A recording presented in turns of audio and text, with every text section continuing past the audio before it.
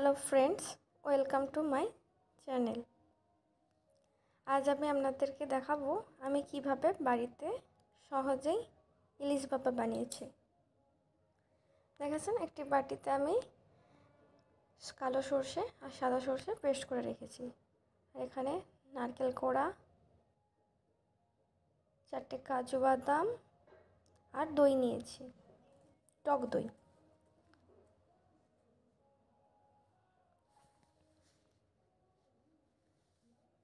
এখন আমি দেখছেন নারকেল কোড়াটা নিয়ে নিচ্ছি।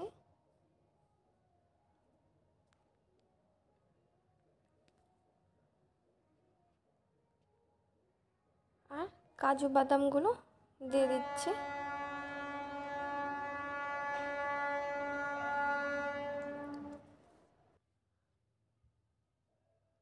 আর 2 চামচ টক দই দিয়ে দেব। টক দই দেওয়ার পর এটাকে আমি পেস্টে বসাবো।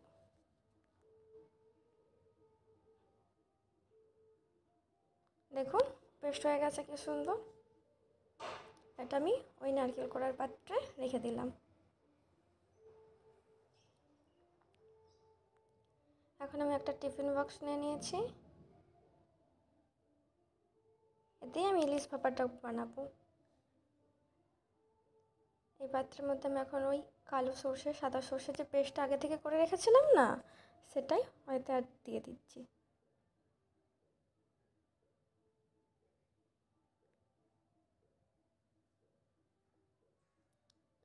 আর নারকেল কোড়া, কাজু আর টক দই পেস্টটা ওই সর্ষে বাটার সাথে অ্যাড করে দিচ্ছি।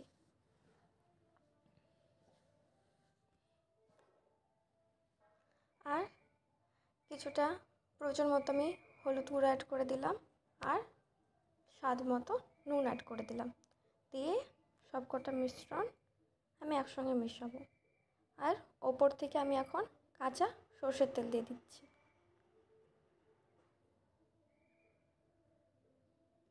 দেখুন কি সুন্দর মেশানো হয়ে গেছে না?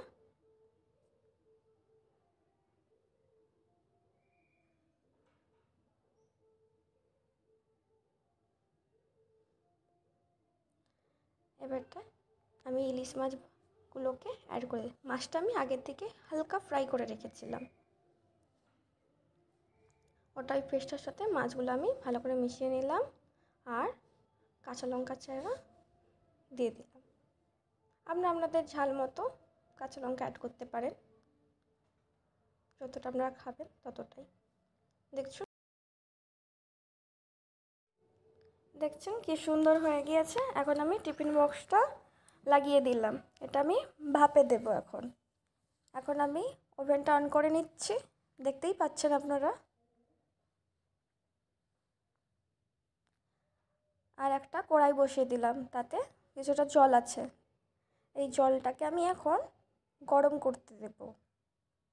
জলটা যখন গরম হয়ে আসবে তখন আমি ওই টিফিন বক্সটা ওর উপর বসিয়ে দেবো।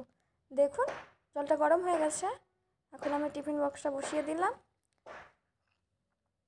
আর ওপর থেকে একটা ঢাকনা লাগিয়ে দিলাম। 10 মিনিটের জন্য এটা ভাপে রাখতে হবে। দেখছেন কি সুন্দর জলটা টকবক করে ফুটছে, তার মানে ভাপাটা রেডি।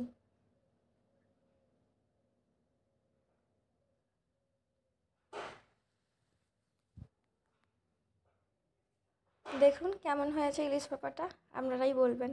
ভালো হলে সাথে থাকবেন।